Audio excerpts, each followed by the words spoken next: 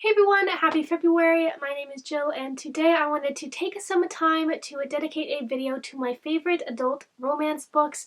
This is a genre that I just started to dip my toes into in 2020 and I just absolutely fell head over heels in love with the genre. I haven't really made any videos dedicated to that yet, so I decided that, the best time to do that would be February, Valentine's Day, all the lovey-dovey feels that go around during this time of year. This video is going to be dedicated to adult romance, not YA romance, but specifically adult romance, and I've split this video up into two different parts. The first part is going to be contemporary romance books, and the second part is going to be historical romance books, because I recently got into historical romances, and that is another genre that I had never really read before, like the very end of 2020, but now I'm totally in love with historical romances, so I wanted to include a special part of those in this video as well. Just as like a small note, since I just started reading adult romances last year, I obviously started with the most popular ones, and surprisingly or unsurprisingly, a lot of the really popular ones I also really enjoyed. I do have a few in here that I feel like are less popular, but yeah, I think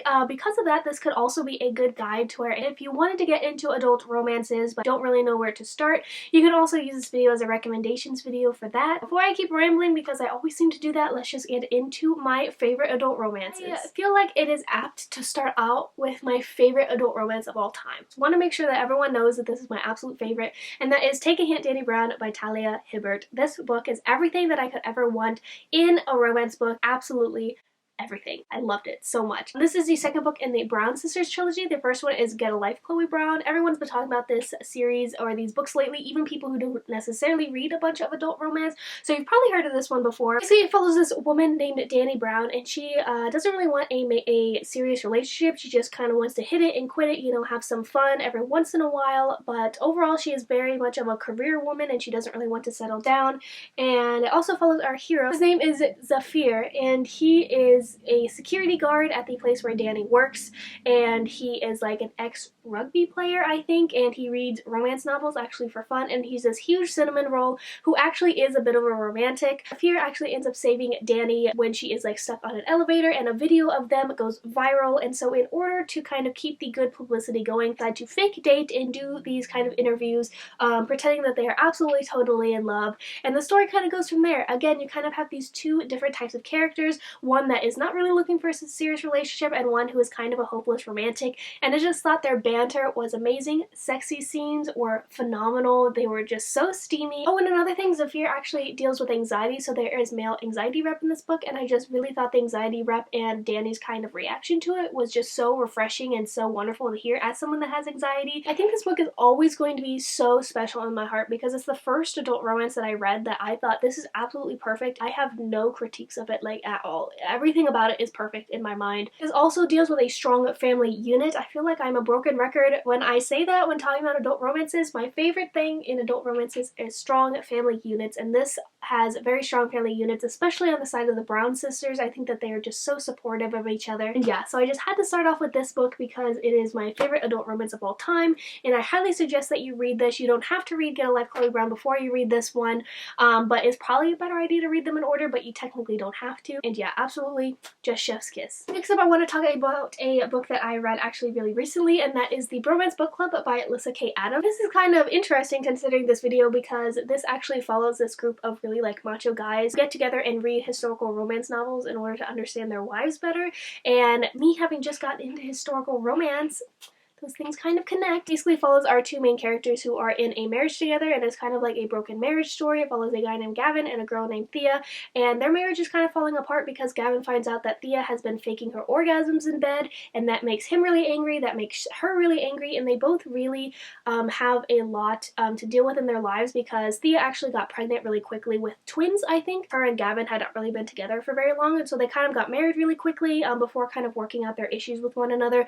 So they have a lot of baggage that they have not really confronted yet in their marriage, and so all this kind of comes to head. I just thought this book was so well done, and I also, again, strong family units. I also, going along with that, love books that feature children, and this book features two twins, and I love second chance marriage stories as well, and they kind of come back together and fall in love again. Yeah, so this one I really enjoyed as well. Next, I want to talk about two books that I actually read on audiobook, and unfortunately I do not have the physical copies of them, but they are two books in the same series because I love the series series and this author, and that is The Right Swipe and Girl Gone Viral by Alicia Rye. These books are super diverse. Either both of the hero and heroine or just one of them is always some kind of person of color, and it all basically features really prominent and really rich business women. The Right Swipe basically follows our heroine, who is a dating app developer, and she ends up coming into competition with the hero, who is like the son or grandson of her rival dating app company, and so it's kind of like rival company CEO falling in love. Gone Viral is my personal favorite. It follows this woman, and she has extreme social anxiety, and this video of her basically goes viral on the internet, and she gets like super spooked by that,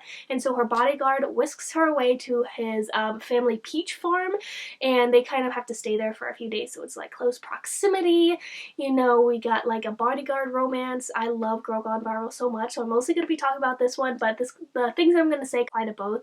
I really love that this series really focuses on women in power, or like really like influential, rich women. Very modern, like they feel like they were written in 2020. I really liked that feel of it, even though for the first one I'm not like super into dating apps. I still thought that concept was really interesting. I just think that the things that these characters have to go through and like how they react to certain things are just very human. Also, all of the heroines live together, especially the third book is coming out later this year, but they all kind of live together, and so we kind of have that girls supporting girls mentality going on. So yeah, I just love this series. Next I have one that I probably should have mentioned when I talked about Take a Hint, Danny Brown by Talia Hibbert, because this is also by Talia Hibbert, but I kind of forgot that I wanted to include it on this list, and that is Work For It. This is actually a male-male romance, and I didn't know that it was a male-male romance going in, but I just want to mention this really quickly because Talia Hibbert, I think, is an amazing author, and she is able to craft characters unlike any romance author that I've ever experienced, and this is exactly the case that happened with this book. I think I ended up giving it a 4 stars, but I did still really enjoy it. I don't remember the exact details, but I know this also kind of takes place on a farm. This book follows 2 men, one named Griffin and one named Keynes, I think. Yeah, Griffin actually works on this farm, and he is like the head person, but people don't really take him seriously. And then it follows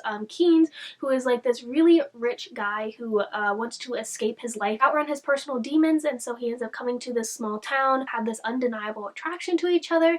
And I just think that the way that Talia Hibbert writes male characters is just so wonderful. It's such a breath of fresh air, because her male characters in this book are all vulnerable. They're dealing with their personal demon. I just really loved, you know, how she writes her men. I just love that they are vulnerable and they're not perfect. They like might seem like these alpha males on the outside, but they actually are dealing with a bunch of stuff on the inside, and she does not shy away from representing men in that way. So I really enjoy Talia Hibbert's writing, and this is definitely a really good steamy male-male romance if that is something that you are looking for. Next I have another kind of classic, and that is Love in Other Words by Christina Lauren, and I debated putting this on this list because I am so conflicted about this book. If you've heard me talk about this book at all, it is just, I'm so conflicted because I adored at least 95% of this book. Like, I thought it was perfect. It is the second chance romance, and it switches between the past and the present to where our 2 main characters meet and they fall in love when they're children, and then something happens, and then it fast forwards to like 10 years later, and it kind of swaps between the two. Super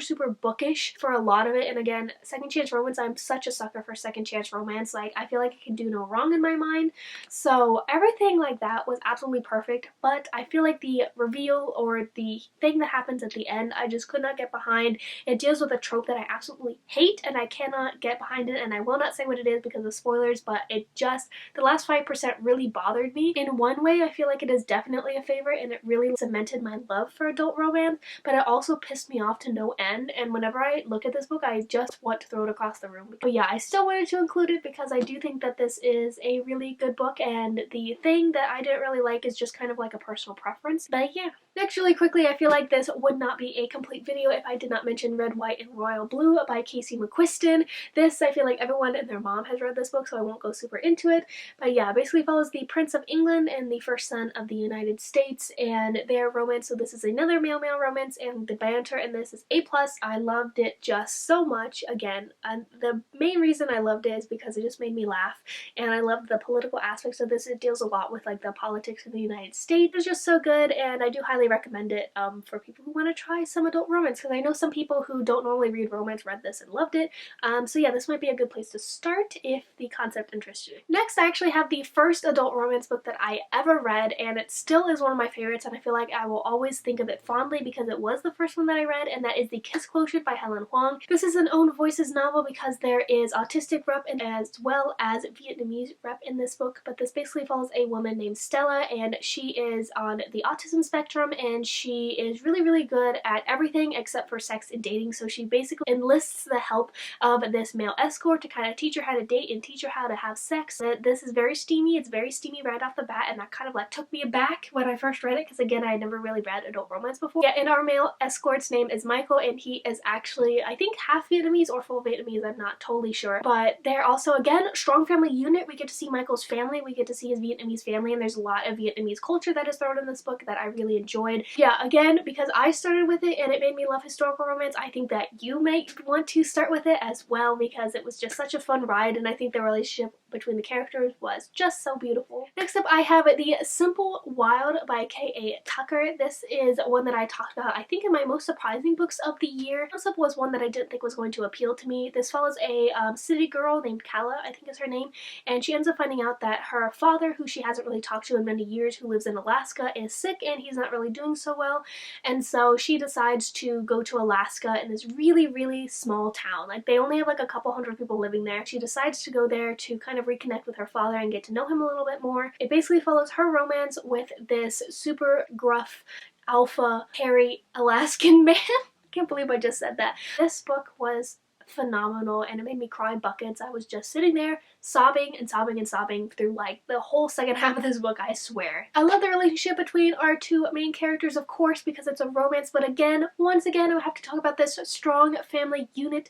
Kala's relationship with her father was just so beautiful to watch blossom, and also her relationship with all of these various people in the town was just so fun to watch. I really didn't think that the concept was going to appeal to me, but I still really loved it. Okay, and then the last contemporary romance I'm going to talk about, okay, before I get into my historical romance, that is another really popular one, and I feel like this video wouldn't be complete because this is now one of my favorite adult romances that I read, and I just recently read it, and that is The Hating Game by Sally Thorne. This book just blew me away. Again, definitely going to be making my most surprising books of 2021 list because I did not think that I was going to like this book because I am not really a big fan of hate to love and I'm not really a fan of office romance, and this book has both of those. Our two main characters are Joshua and Lucy, and they really hate each other. They work at a publishing house together. I wish we got a little bit more of the publishing house vibes. They just really felt like they just worked in a generic office to me. Also, what is going on with my hair? Like, this half is like not curled and this half is like super curled. Like, I don't know what's going on with that. Yeah, they are always sarcastic to each other. The book just made me just profoundly joyful, and it made me laugh out loud so many times. It was just delightful. Again, it's a hate to love, and then they end up falling for each other, and I feel like their development just had so much chemistry and it was just developed so well. And again, this is one of my top ones because the banter is just A+. Again, laughing my ass off just sitting there listening to this audiobook. The audiobook is also very good. It has a wonderful narrator. I just loved everything about this book. Okay, now I'm going to get into the couple of historical romances that I really loved. Again, this is a genre that I've only been reading for 2 months, and so this is not an exhaustive list. I only have 4 of them that I'm going to talk about today, and all of them I've already talked about before on my channel, so I'm not going to go too in-depth about it. The first one, or the first 2, are by the same author, but I only have 1 physically. I'll talk about this one first, and that is Mine Till Midnight by Lisa Kleypas, and it has this gorgeous step back. This is a book that I really enjoy, and it's probably my second favorite historical romance ever. But this is the first book in the Hathaway series, and it follows, again, strong family unit. This is kind of similar to Bridgerton, the TV show, as in like each book follows like a different sibling within this family. And this one is the first one. It follows a girl named Amelia, and it follows her relationship with this guy named Cam, to where it's kind of forbidden. She's not supposed to be with this guy, but she really likes him anyway. And we also get so much interactions with her and her family, which again, I loved it so much. Lisa Kleypas is just, I think she's my favorite historical romance author because she's just so good. Going on with that, I think my favorite historical romance is, again, The Magic by Lisa Kleypas. This is a prequel to the Wallflower series, which I actually haven't read yet, but this one I just loved. To the Moon and Back, basically. Again, this is kind of a second chance romance, or like a childhood friends to lovers type situation, or kind of childhood lovers to adult lovers kind of thing. This trope can do no wrong for me. I absolutely just love it to pieces. pieces. That the relationship between the two main characters was beautiful. I did not appreciate some of the lines that the hero had in reference to the heroine because they are childhood lovers, and then when they come back it's like a second chance romance, but it's also a hate to love romance, especially on the part of the hero because of events that happened in their childhood. And again, we have a strong family unit. This is also a story that follows two different romances. So we have our main couple, and then we also have the heroine's little sister and her romance also thrown throughout this book. And so if you want a 2-for-1 special, this is definitely one to check out. But next I have my 2 Tessa Dare books. Again, I haven't read a lot of variety in terms of historical romance, but the 2 Tessa Dare books that I absolutely loved. The first one is The Governess Game, and this is the second book in the Girl Meets Duke series. It basically follows this woman who has a dream of becoming an astronomer, but all of her plans basically are upended, so she ends up going to this Duke-to-be's house, and he ends up hiring her to be his governess, even though she doesn't really have any experience because he is taking care of these 2 kids. Again, we get the kids aspect that I mentioned before that I really enjoy. I loved our heroine's obsession with astronomy. I thought that was so cute and quirky and fun, and I just loved it so much. And yeah, this is another one that was just so solid for me. I loved it. And the second Tessa Dare book and the final book that I have on my favorites, and that is One of Scott Ties the Knot, which is the 3rd book in the Castles Ever After series. And this one was just something special. It basically follows our heroine, and she doesn't want to get married, but she's supposed to get married, so she makes up this whole story that she met this Scottish warrior guy, and they are actually engaged to be married, but he's off to war, and so she like writes him all of these letters, and she just totally made him up. But it turns out that he's actually a real person, and he ends up coming to her house and being like, hey, so we're married, right? And so they end up entering into this marriage of convenience, and the heroine constantly has to try to pretend that they actually were in love and that she hasn't just seen this person for the first time in her entire life. And it follows their romance. It is super sweet. The romance is a little bit slow, but I think that the payoff was fantastic. Again, Tessa Dare is a master at banter. I just was laughing my ass off when I was reading this book. It was just so much fun, and again, that's what I'm looking for in historical romance. I want myself to have a really good time, and I just had such a good time with this book, basically.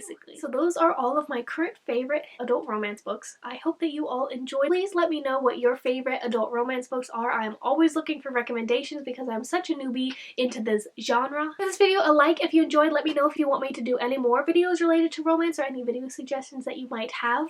I hope everyone is having a lovely day or night whenever you are watching this video, and yeah, I will see you guys later in another video very soon. Bye!